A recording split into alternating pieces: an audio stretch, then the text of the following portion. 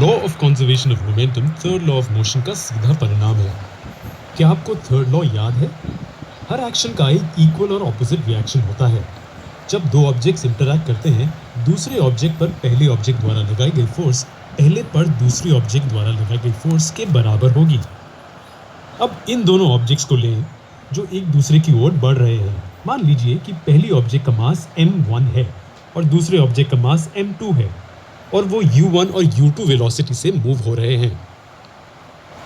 अब जब वो टकराते हैं तो दोनों ऑब्जेक्ट्स एक दूसरे पर इक्वल और ऑपोजिट फोर्स लगाते हैं। मान लीजिए F1 और F2। F1 ऑब्जेक्ट 2 पर ऑब्जेक्ट 1 द्वारा अप्लाई की गई फोर्स है और F2 ऑब्जेक्ट 1 पर ऑब्जेक्ट 2 द्वारा अप्लाई की गई फोर्स है। अब क्या होगा जब फोर्स किसी ऑब्जेक्ट पर अप्लाई होती है? जी हाँ, ऑब्जेक्ट एक्सेलरेट होता है। तो मान लीजिए कि फोर्सेस के कारण ऑब्जेक्ट्स पर A1 और A2 एक्सेलरेशन होती है। और कितने समय के लिए ऑब्जेक्ट एक दूसरे पर फोर्स अप्लाई करते हैं? मान लीजिए T1 और T2। क्या T1 और T2 बराबर होंगे? जी हाँ, बिल्कुल। ऐसा इसलिए क्योंकि वो कांटेक्ट में सेम टाइम के लिए हैं। जितने समय के लिए 1 2 पर फोर्स अप्लाई करता है, उतने ही समय के लिए 2 1 पर फोर्स अप्लाई करता है। अब जब हमारे पास सभी पैरामीटर्स तैयार हैं, तो न्यूटन्स थर्ड लॉ को डिस्कस करते हैं।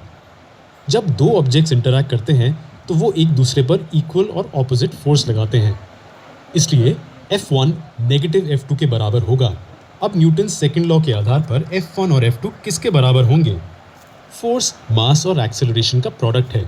इसलिए हम कह सकते हैं कि m1 a1 m2 a2 के बराबर है और एक्सेलरेशन कुछ और नहीं बल्कि rate of change of velocity है। और हमें ये मिलता है। जैसा कि T1 और T2 बराबर हैं, हमें ये इक्वेशन मिलती है। इस इक्वेशन को आगे सॉल्व करने पर हमें ये इक्वेशन मिलती है। ये इक्वेशन हमें कुछ अद्भुत बताता है।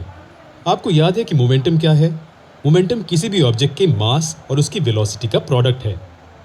तो हमारे पास जो लेफ्ट की ओर है वो कोलिजन के बाद ऑब्जेक्ट का टोटल मोमेंटम है और राइट की ओर कोलिजन से पहले ऑब्जेक्ट का टोटल मोमेंटम है। इसे law of conservation of momentum कहते हैं। कोलिजन के बाद दोनों ऑब्जेक्ट्स का टोटल मोमेंटम नहीं बदला। कोलिजन से पहले का टोटल मोमेंटम कोलिजन के बाद के टोटल मोमेंटम के बराबर है। और जी हाँ, यहाँ पर ये एक अजम्पशन है। यहाँ पर किसी भी तरह की एक्सटर्नल अनबैलेंस्ड फोर्स ऑब्जेक्ट्स पर एक्ट नहीं कर रही है।